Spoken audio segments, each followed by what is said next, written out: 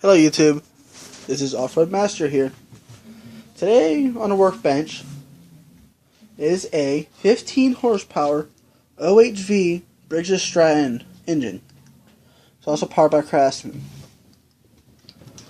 Well, what we are here to learn today is how to take off the fan shroud. You know what the fan shroud is? It's actually this big cover that's on top of the engine. This big metal piece that goes all the way around the top. I mean, yeah, I already had this one off, but, I'm going to show you guys how to take it back off. It's already tightened all the bolts. But, say that if you guys have a lawnmower that's set for a little while. What you want to do, you actually want to take this fan shroud off, because a lot of times there'll be a rat's nest in here. You want to take it out, if not it will blow your engine. But now, for me to show you how you take it off. Normally there's only 2 bolts here. I mean, yeah, mine has spacers on them. That's how mine's actually built. 2 bolts here. Now I'm going to get a flashlight real quick so you can see. You unbolt the dipstick right there, that little bolt, which is right here. A bolt there, and a bolt there. Now sometimes you have a cooling cover like right here that's actually not bolted or welded or anything to the fan shroud. You just pop right off. But when you put it back on again, make sure it goes back. Now I'll be right back with you guys while I take this off. Okay, now I actually got the fan shroud unbolted. You see I got the bolts out of there. I got that bolt out, I got that bolt out, and I got the bolt out for over there. See, I got my hardware sent right there. I got 4 bigger bolts, and I got that 1 little bolt. Make sure you don't lose that little bolt. Without that bolt and dipstick, let me get the light back out. If you don't put that back in there, then when you start this motor, the oil pressure actually, don't worry, I don't have no oil in the engine. It'll actually pop this dipstick tube right out. And you'll just gush oil right out of that. If you got no oil in your engine,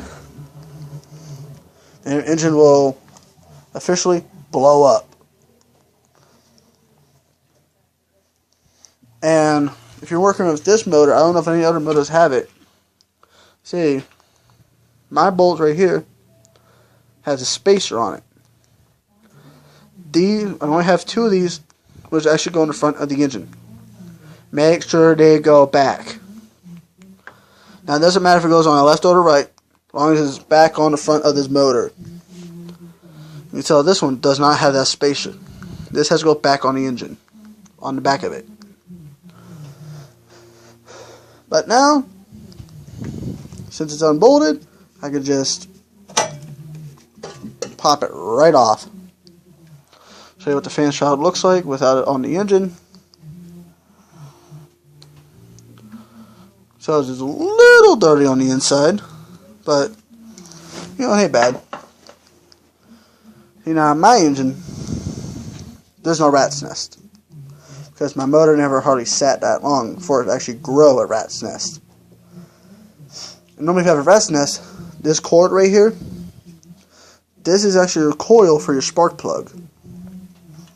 If it's chewed, if it ain't bad enough, if you ain't got the money for a new one, just put some tape on it. But originally what you want to do, if it started being chewed, just replace it. Mine is perfectly fine. I never had a rat's nest in this engine.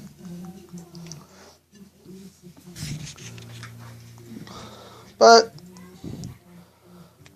now back to the cooling cover. See how it's got the notches cut out and these are bent over. This one sticks up. Like I said, this actually goes in this hole right there. The bigger one. And let's see if I can pop this back on for you guys. can manage it, but with one hand, it's a little difficult with only one hand. You normally want to use two, but, you know. And that's another thing. You really want to use anti-seize on these things, or never seize, because these are steel bolts threading into aluminum block. And while I put these in, I can also tell you guys why. Yeah, I'm not using anti-seize, but I don't have any. But what it is that after a little while, they'll actually seize to the motor. You'll get stuck for when you go try to take them off. With, it's going a little dark, I don't have my flashlight on me. Well, I have it on me, but, you know, I don't have two hands. I'm using one hand to put the bolts in, and the other hand holding you guys. But pull this fan shroud off is really not hard. You just gotta make sure you put the hardware back where it belongs. And you do it correctly. If not, you can easily mess something up. That you really don't want to do. Now put the little guy back in. I mean, you can tell that is one small little bolt. Now I try to wiggle it in there with my big fingers with only a little spot. So pretty much all together, there's 5 bolts that holds fan shrouds on. This goes for Tecumseh, British Stratton flatheads, and OHVs. Which frankly, that's what this is, OHV. Now, normally those little bolts, I really don't know how to pronounce it, but I say 1/4. Right, it's a small little wrench. It's the only time I ever use these little wrench. I mean, like, my hands ain't big, and my hands are well bigger than this little wrench.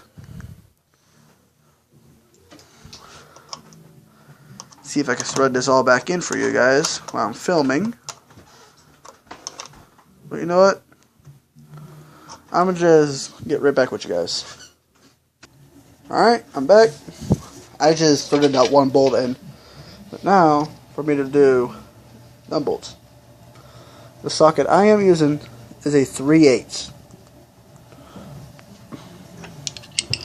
I believe this is 1/4 inch drive ratchet. And you really don't want to really make these tight or it really will seize in the engine.